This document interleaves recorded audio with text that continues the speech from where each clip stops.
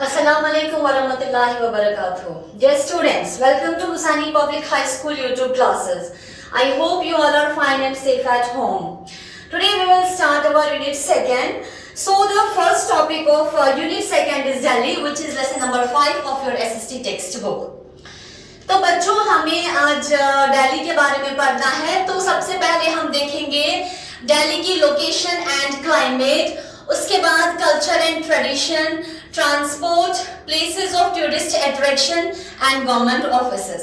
तो हम one by one discuss करेंगे। सबसे पहले हम दिल्ली की लोकेशन देखेंगे।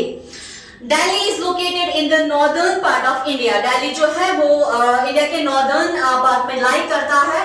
It is surrounded by Uttar Pradesh in the east. East के साइड से है दिल्ली के ईस्ट के साइड से है उत्तर प्रदेश, और वेस्ट, नॉर्थ और साउथ साइड से इट इज बाउंड बाय और it is surrounded by Haryana.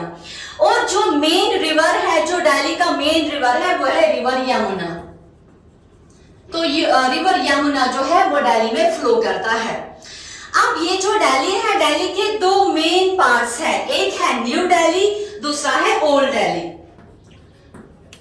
New Delhi and old Delhi, ये दिल्ली के दो मेन पार्ट्स है। उर्दू में हम नई दिल्ली या पुरानी दिल्ली कहते हैं।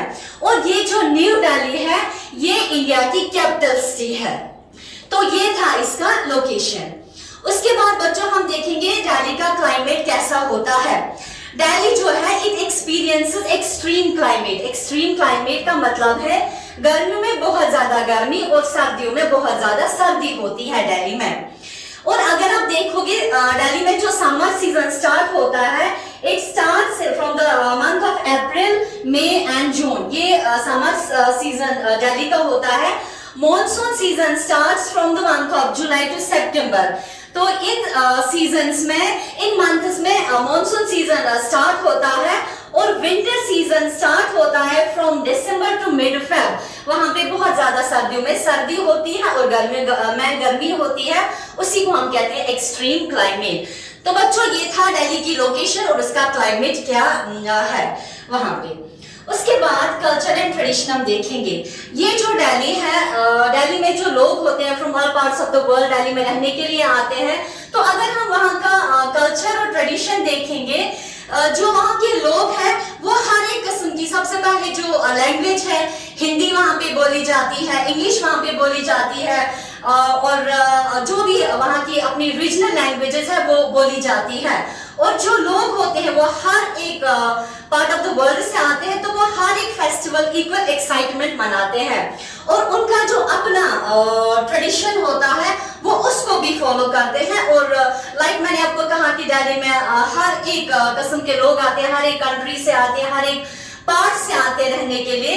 तो वहाँ के लोग जो है वो ट्रेडिशनल ड्रेसेस भी पहनते हैं और अपना जो उनका होता है ट्रेडिशनल ड्रेस और मॉडर्न ड्रेसेस भी पहनते हैं। तो ये था वहाँ का कल्चर एंड ट्रेडिशन। उसके बाद हम देखेंगे ट्रांसपोर्ट। तो अगर आप दिल्ली की बात करोगे, वो एक मेट्रोपॉलिटन सिटी है, तो वहाँ का जो ट्रांसपोर्ट सिस्टम है वो बहुत ही ज्यादा अच्छा है। वहाँ पे बसेस चलती है, ऑटो रिक्शा, स्कूटर्स एक्सेट्रा। इसके अलावा वहाँ का जो ट्रांसपोर्ट सिस्टम है वो है रेलवेज भी वहाँ पे है, और जो इंटरनेशनल एयरपोर्ट्स वगैरह है तो वहाँ पे मेट्रो ट्रेन्स है। ये जो है ट्रांसपोर्ट वहाँ के लोग जो है वो यूज करते हैं।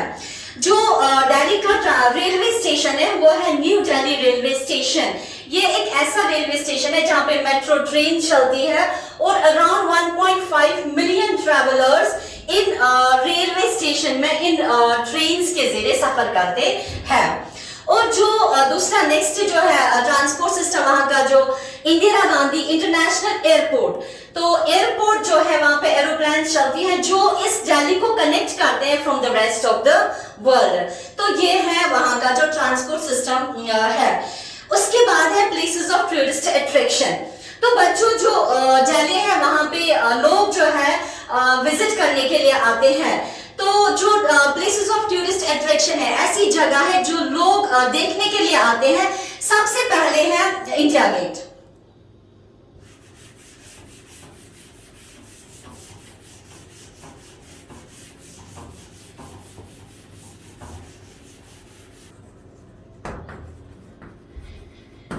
इंडिया गेट जो है ये एक टूरिस्ट अट्रैक्शन है, टूरिस्ट डेस्टिनेशन है, वहां पे टूरिस्ट्स आते हैं। इंडिया गेट को बनाया गया था in the memory of the soldiers जो फर्स्ट वर्ल्ड वॉर में शहीद हुए थे, उन्हीं की याद में इंडिया गेट बनाया गया था और जो टूरिस्ट्स होते हैं वो उसको देखने के लिए आते हैं। उसके बाद है नेक्स्ट टूरिस्ट अट्रैक्शन वहां पे लोटस टेम्पल। लोटस टेम्पल जो है वो लोटस की शेप में बनाया गया है। वहां पे जो लोटस टेम्पल लोटस की शेप में बनाया गया है। लोटस फ्लावर में आपने देखा होगा वर्ल्स होते हैं, तो इसी तरह से लोटस टेम्पल में 9 वर्ल्स है जहां पे 9 पूल्स बनाए गए हैं। तो ये one of the main tourist attraction in Delhi है। उसके बाद है जामा मस्जिद। हिंदुस्तान की इंडिया की सबसे बड़ी मस्जिद जो है वो है जामा मस्जिद। ये भी एक टूरिस्ट अट्रैक्शन है। इसको शाहजहां ने बनाया था। One of the main tourist attraction in Delhi. उसके बाद है Qutub Minar. Qutub Minar is again one of the most important tourist destination in Delhi. ये 5 स्टोरी मीनार है जिसको कुतुबुद्दीन ऐबक ने बनवाया था। उसके बाद है रेड फोर्ट, जंतर मंतर और भी बहुत सारी वहां पे प्लेसेस है जो टूरिस्ट अट्रैक्शन है। टूरिस्ट आते हैं वहां पे, जब भी टूरिस्ट आते हैं तो ये प्लेसेस वहां पे देखते हैं। Last part is government offices. तो बच्चों मैंने आपको पहले ही कहा कि दिल्ली जो है it is the capital city of India. तो एक सिटी जो है वो कैपिटल तब बनती है जब इसमें हर एक किस्म की फैसिलिटी होती है।